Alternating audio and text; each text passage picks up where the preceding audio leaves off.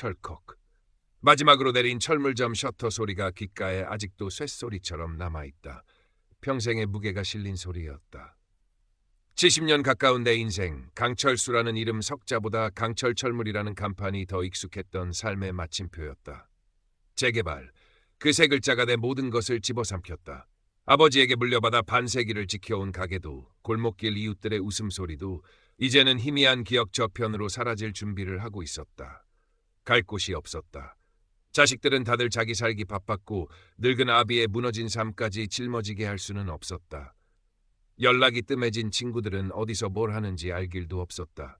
결국 발길이 닿은 곳은 철거를 앞둔 동네 구석에 버려진 폐공장이었다. 먼지 쌓인 콘크리트 바닥, 깨진 유리창 사이로 스며드는 을씨년스러운 겨울바람. 여기가 내 남은 인생의 종착역인가 싶어 헛웃음이 났다. 나만 그런 신세는 아닌 모양이었다. 며칠 지나지 않아 하나둘 나와 비슷한 처지의 늙은이들이 공장 안으로 기어들어왔다. 낡은 재봉틀을 끌고 온 박선영 할머니, 큼지막한 구식 카메라를 목에 건 김민준 영감, 그리고 보자기에 반찬통 몇 개를 싸들고 온 최은아 할머니까지. 우리는 서로에게 별다른 말을 걸지 않았다. 그저 횡한 공장 구석에 각자의 보따리를 풀고 낯선 동거를 시작했을 뿐이다. 서로의 눈빛 속에서 동병상련보다는 짙은 경계심과 피로감을 읽었다. 이 삭막한 공간에서 부대끼며 마지막 날들을 견뎌야 한다는 사실이 갑갑했다. 나는 구석에 내 공구 상자를 내려놓았다. 수십 년 손때 묻은 연장들, 이제는 쓸모없어진 고철 덩어리처럼 느껴졌다. 망치, 펜치, 드라이버. 이것들로 평생 무언가를 고치고 만들며 살아왔는데 정작 내 망가진 인생은 어찌할 도리가 없었다. 괜히 뻑뻑한 공장 문 경첩에 기름칠을 하고 덜컹거리는 철제 선반을 망치로 두드려 고정시켰다. 시간을 죽이기 위한 몸부림이었다. 최은아 할머니는 어디서 구해왔는지 모를 식재료로 꿋꿋하게 밥을 지었다. 낡은 휴대용 가스버너 위에 양은 냄비를 올리고 김치찌개를 끓였다. 매캐한 연기와 함께 시큼한 냄새가 공장 안에 퍼졌다. 밥들 먹어. 무뚝뚝한 한마디에 우리는 약속이나 한 듯 냄비 주변으로 모여들었다. 스티로폼 박스를 뒤집어 만든 상 위에 놓인 멀건 김치찌개와 식은 밥. 시장이 반찬이라고 꾸역꾸역 밥술을 떴다. 밥을 먹는 동안에도 별다른 대화는 없었다. 그저 숟가락 부딪히는 소리와 후루룩 국물 넘기는 소리만 공허하게 울렸다. 박선영 할머니는 구석에서 묵묵히 재봉틀을 돌렸다. 어디서 주워온 자투리 천 조각들을 이어붙여 무릎담요 같은 것을 만들었다. 드르륵 드르륵. 규칙적인 재봉틀 소리가 오히려 공장의 적막감을 도드라지게 했다. 저 할머니는 저렇게라도 시간을 보내는구나. 나는 여전히 멍하니 벽에 기댄 채였다. 김민준 영감은 카메라를 들고 공장 안팎을 어슬렁거렸다. 낡은 기계, 벗겨진 페인트 벽, 그리고 우리들의 지친 얼굴들을 렌즈에 담았다. 뭘 그렇게 찍어대시오? 내가 퉁명스럽게 묻자 영감은 렌즈에서 눈을 떼며 희미하게 웃었다. 사라지기 전에 남겨둬야지. 우리가 여기서 이렇게 살았다는 증거라도. 증거라. 곧 먼지처럼 흩어질 존재들에게 증거가 무슨 소용인가 싶어 코웃음을 쳤다. 그러던 어느 날 공장 벽에 나붙은 붉은 글씨의 공고문이 우리의 불안한 동거에 균열을 일으켰다. 철거 예정 통보. 날짜는 불과 2달 뒤였다. 올 것이 왔다는 체념과 함께 막연한 불안감이 엄습했다. 이제 정말 어디로 가야 하나. 침묵이 무겁게 내려앉았다. 그 침묵을 깬 것은 김민준 영감이었다. 이대로 그냥 흩어질 수는 없지 않소. 영감의 목소리에는 전에 없던 힘이 실려 있었다. 우리가 여기서 보낸 시간, 이 사라져가는 동네의 마지막 모습, 뭔가 의미 있는 걸 남겨야 하지 않겠소? 의미? 이 나이에 무슨 놈의 의미 타령인가? 나는 속으로 비웃었다. 하지만 다른 사람들의 눈빛은 조금 달랐다. 최은아 할머니가 입을 열었다. 의미는 무슨? 그래도 이왕 이렇게 모였으니 마지막 밥 한 끼라도 제대로 같이 해먹고 헤어집시다. 그날 저녁 김민준 영감은 자신의 카메라와 함께 낡은 노트북을 꺼내들었다. 그동안 찍었던 사진들을 보여주었다.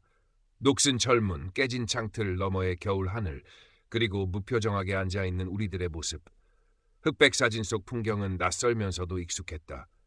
이 공장 벽에 우리 이야기를 남겨보는 건 어떻소? 영감의 제안은 뜬금없었다. 벽화 마리오, 타일 조각이나 유리 조각 같은 걸로. 미친 소리라고 생각했다. 당장 길바닥에 나앉게 생겼는데 벽화라니. 하지만 박선영 할머니가 의외로 관심을 보였다. 타일 모자이크, 젊었을 때 공장에서 그런 걸 만드는 걸 본 적이 있어요. 예쁘긴 하더군요. 최은아 할머니도 거들었다. 재료는 어떡하고? 돈도 없는데. 동네 돌아다니면 폐타일이나 유리 조각 같은 거 많지 않소. 주워오면 되지. 김영감의 말에는 묘한 설득력이 있었다. 어차피 남는 건 시간뿐이고 딱히 할 일도 없었다. 믿져야 본전이라는 생각, 그리고 어쩌면 정말 의미라는 것을 찾을 수 있을지도 모른다는 아주 희미한 기대감이 고개를 들었다. 다음 날부터 우리는 재료 수집이라는 명목하에 동네를 쏘다니기 시작했다. 철거를 앞둔 빈집이나 공사장 주변에는 쓸만한 폐자재들이 널려 있었다. 깨진 타일 조각, 색바랜 유리병, 녹슨 철사 조각. 처음에는 쓰레기 더미를 뒤지는 것 같아 영 내키지 않았지만 점차 요령이 생겼다. 어이 강씨, 이 파란색 타일 좀 봐. 색깔 곱지 않아? 박할머니가 외쳤다. 나는 쭈그려 앉아 타일 조각을 살폈다. 쓸만했다. 나도 모르게 고개를 끄덕였다. 폐공장 한쪽 구석에 우리가 주워온 보물들이 쌓여갔다. 알록달록한 타일 조각, 반짝이는 유리 파편들. 쓰레기가 아니라 무언가를 만들 재료라고 생각하니 왠지 모르게 마음이 조금 들떴다. 문제는 디자인이었다. 무엇을 그릴 것인가? 김영감은 동네의 상징이었던 오래된 느티나무를 그리자고 했고, 박할머니는 희망을 상징하는 꽃을, 최할머니는 자신이 있었던 백반집 간판을 넣어야 한다고 주장했다. 나는 아무래도 좋다는 입장이었지만 속으로는 내 철물점 간판이라도 작게 그려놓고 싶다는 생각을 했다. 의견 충돌로 잠시 냉랭한 기류가 흘렀다. 그때 불쑥 낯선 목소리가 끼어들었다. 저, 혹시 여기서 뭐 하시는 거예요? 앳된 얼굴의 젊은 여학생이었다. 손에는 두꺼운 전공 서적과 노트를 들고 있었다. 자신을 도시재생을 공부하는 대학생 이지혜라고 소개했다. 연구 과제 때문에 이 지역을 조사하러 왔다가 우연히 우리를 발견했다는 것이다. 처음에는 경계심이 들었다. 우리를 구경거리나 연구 대상으로 보는 것 같아 불쾌했다. 볼 거 없으니 가보슈. 내가 퉁명스럽게 쏘아붙였다. 하지만 지혜 학생은 물러서지 않았다. 아니에요, 할아버지. 정말 멋진 일을 하고 계신 것 같아요. 혹시 제가 좀 도와드릴 수 있을까요? 진심이 담긴 눈빛이었다. 김영감이 먼저 마음을 열었다. 허허, 도와준다니 고맙지. 우리가 지금 이 벽에다 그림을 그리려고 하는데 뭘 그릴지 정하기가 영 어렵구먼. 지혜 학생은 우리의 이야기를 잠자코 듣더니 노트를 펼쳐 슥슥 그림을 그리기 시작했다. 중앙에는 김영감이 말한 느티나무를 그리고 그 주변으로 박할머니의 꽃과 최할머니의 백반집 풍경, 그리고 한쪽 구석에는 작은 망치와 펜치, 내 철물점을 상징하는 를 그려넣었다. 그리고 그 모든 것을 아우르는 배경으로 우리가 함께 있는 폐공장의 모습을 담았다. 이렇게 각자의 이야기를 한데 모아보는 건 어때요? 놀랍게도 그 그림은 우리 모두의 마음을 사로잡았다. 각자의 주장이 존중받으면서도 하나의 조화로운 그림이 되었다. 그날부터 지혜 학생은 우리의 객원 멤버가 되었다. 수업이 없는 날이면 공장을 찾아와 우리 일을 도왔다. 타일 조각을 색깔별로 분류하고 디자인 시안을 구체화하는 것을 도왔다. 스마트폰 사용법을 알려주어 김영감의 기록 작업을 돕기도 했다. 젊은 학생의 활기가 더해지자 삭막했던 공장 안에 조금씩 생기가 돌기 시작했다. 벽화 작업은 생각보다 고됐다. 시멘트와 접착제를 섞어 벽에 바르고 그 위에 타일 조각을 하나하나 붙여나가야 했다. 망치로 타일을 깨 원하는 모양으로 만들고 날카로운 유리 조각에 손을 베이기도 했다. 강철수는 자연스럽게 기술적인 부분을 총괄하게 되었다. 타일을 정확한 크기로 자르고 접착제를 효율적으로 사용하는 방법을 알려주었다. 뻑뻑하게 녹슨 공구들을 수리하고 작업에 필요한 간단한 도구들을 만들어냈다. 역시 강 씨는 기술자야. 박할머니의 칭찬에 어깨가 으쓱했지만 겉으로는 뭘 이 정도 가지고 퉁명스럽게 대꾸했다. 최할머니는 우리의 급식 반장 역할을 톡톡히 했다. 어디서 구해왔는지 모를 재료들로 매일 따뜻한 밥과 국을 끓여냈다. 힘들수록 잘 먹어야 해. 할머니의 호통 섞인 격려에 우리는 잠시 작업을 멈추고 둘러앉아 식사를 했다. 함께 땀 흘리고 함께 밥을 먹으면서 우리는 단순한 동거인을 넘어 서로에게 의지하는 동료가 되어가고 있었다. 작업 중간중간 우리는 자연스럽게 서로의 이야기를 나누었다.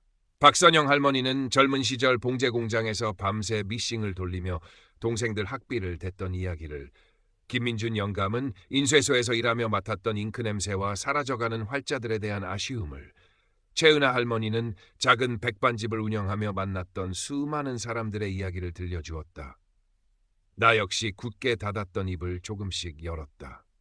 아버지에게 철물점을 물려받았던 날, 아내와 함께 가게를 꾸려가던 소소한 기쁨, 그리고 모든 것이 사라져버린 지금의 허탈함까지. 우리의 이야기는 타일 조각처럼 벽에 하나둘 붙어갔다. 이지혜 학생은 우리의 모습과 이야기를 부지런히 기록했다. 사진을 찍고 짧은 영상 인터뷰를 했다. 할아버지, 할머니들의 이야기가 정말 감동적이에요. 다른 사람들에게도 꼭 알리고 싶어요. 지혜는 작은 개인 블로그에 우리의 이야기를 올리기 시작했다.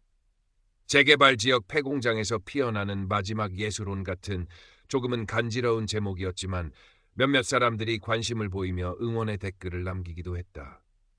겨울이 깊어지면서 공장 안은 더욱 추워졌다. 난방시설이라고는 최할머니가 가져온 낡은 전기난로 하나뿐이었다. 우리는 서로의 체온에 의지하며 작업을 계속했다. 손은 곱아 터졌고 허리와 무릎은 시큰거렸다. 이러다 사람 잡겠다. 최할머니가 걱정했지만 아무도 작업을 멈추자고 말하지 않았다.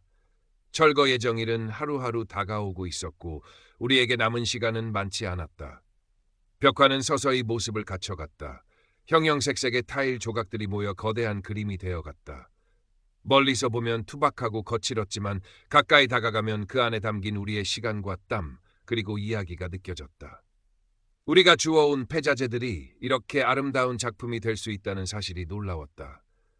버려진 공간에서 버려진 것 같은 우리들이 무언가를 함께 만들어내고 있다는 사실 자체가 기적처럼 느껴졌다. 철거 예정일이 일주일 앞으로 다가왔다. 우리는 밤낮 없이 작업에 매달렸다. 마지막 남은 빈 공간을 채워나갔다. 강철수는 세밀한 부분을 담당했고 박선영 할머니는 색배합을 조언했으며 김민준 영감은 전체적인 구도를 살폈다. 최은아 할머니는 따뜻한 차와 간식을 날랐고 이지혜 학생은 조명으로 어두운 공장을 밝혔다. 모두가 한마음이 되어 마지막 힘을 쏟아부었다. 드디어 마지막 타일 조각이 벽에 붙여졌다. 강철수가 직접 망치로 조심스럽게 두드려 고정시켰다. 망치 소리가 맞자 공장 안에는 잠시 정적이 흘렀다. 우리는 숨을 죽인 채 완성된 벽화를 바라보았다. 거대한 느티나무 아래 우리의 이야기들이 꽃처럼 피어나고 있었다. 철물점의 망치와 펜치, 백반집의 밥그릇, 재봉틀의 실타래, 그리고 카메라 렌즈, 그 모든 것이 조화롭게 어우러져 빛나고 있었다. 와! 누군가 낮은 탄성을 내뱉었다. 박선영 할머니의 눈가에는 물기가 어렸다. 최은아 할머니는 연신 아이고 우리가 이걸 해냈네 하며 감격했다. 김민준 영감은 벅찬 표정으로 카메라 셔터를 눌러댔다. 이지혜 학생도 눈시울을 붉히며 박수를 쳤다. 나는 애써 무표정한 얼굴을 유지하려 했지만 뜨거운 무언가가 목구멍으로 치밀어 오르는 것을 막을 수 없었다. 평생 느껴보지 못했던 종류의 감동이었다. 우리가 함께 만든 것, 우리가 남긴 것. 비록 곧 부서져 사라질 운명일지라도 이 순간만큼은 영원처럼 느껴졌다. 이지혜 학생의 도움으로 마지막 날 밤 우리는 작은 온라인 전시회를 열었다. 지혜가 그동안 찍었던 사진과 영상, 그리고 완성된 벽화 사진을 블로그와 작은 커뮤니티에 올렸다. 예상보다 많은 사람들이 관심을 보여주었다. 사라져가는 것들에 대한 아름다운 기록, 어르신들의 열정에 감동받았습니다. 이 벽화 어떻게든 보존할 방법이 없을까요? 댓글들을 읽으며 우리는 서로의 얼굴을 바라보며 희미하게 미소 지었다. 비록 세상을 바꾸지는 못했지만 우리의 작은 몸짓이 누군가의 마음에 작은 울림을 주었다는 사실만으로도 충분했다. 다음 날 아침 약속된 시간이 되었다. 공장 밖에서 육중한 기계 소리와 사람들의 웅성거리는 소리가 들려왔다. 철거반이 도착한 것이다. 우리는 말없이 각자의 짐을 챙겼다. 박선영 할머니는 정성껏 만든 무릎 담요를, 김민준 영감은 카메라와 기록 노트를, 최은아 할머니는 아끼던 양은 냄비를 챙겼다. 나는 공구 상자를 들었다. 그리고 주머니 속에 어젯밤 몰래 떼어낸 작은 파란색 타일 조각 하나를 넣었다. 공장을 나서기 전 우리는 마지막으로 완성된 벽화 앞에 섰다. 어둠 속에서도 형형색색의 조각들은 희미하게 빛나고 있었다. 마치 우리에게 작별 인사를 건네는 것처럼. 자, 갑시다. 내가 먼저 돌아섰다. 더 이상 뒤돌아보고 싶지 않았다. 차가운 겨울바람이 얼굴을 때렸다. 우리는 공장 문 앞에서 말없이 서로를 바라보았다. 무슨 말을 해야 할까? 고맙다는 말? 아니면 잘 지내라는 인사? 그 어떤 말도 쉽게 나오지 않았다. 최은아 할머니가 먼저 입을 열었다. 다들 밥 거르지 말고 잘 챙겨 먹어. 박선영 할머니는 눈물을 글썽이며 고개를 끄덕였다. 김민준 영감은 가끔 연락들 하세요 하며 씁쓸하게 웃었다. 이지혜 학생은 우리 한 명 한 명의 손을 꼭 잡아주었다. 나는 여전히 무뚝뚝한 표정으로 서 있었다. 하지만 가슴 한구석에는 전에 없던 감정이 자리 잡고 있었다. 지난 몇 달간의 시간, 이 낡은 공장에서 함께 부대대 끼며 만들었던 기억들. 그것은 단순한 시간 때우기가 아니었다. 외로움과 절망 속에서 발견한 작은 희망이었고 서로에게 건넨 따뜻한 위로였으며 잊고 있었던 삶의 의미를 되찾게 해준 소중한 경험이었다. 우리는 각자 다른 방향으로 발걸음을 옮겼다. 앞으로 어디서 어떻게 살아가게 될지는 아무도 몰랐다. 여전히 막막하고 불안한 현실이 기다리고 있을 것이다. 하지만 예전과는 무언가 달라져 있었다. 나는 더 이상 혼자가 아니었다. 주머니 속 타일 조각의 차가운 감촉이 느껴졌다. 그것은 부서진 벽화의 파편이 아니라 우리가 함께했던 시간의 온기이자 앞으로 살아갈 날들에 대한 희미하지만 분명한 약속처럼 느껴졌다. 텅 빈 공터가 될 그 자리를 뒤로하고 나는 조금은 가벼워진 발걸음으로 겨울 거리를 걸었다. 내일은 또 어떤 바람이 불어올까? 알 수 없지만 이제는 조금 다르게 맞이할 수 있을 것 같았다.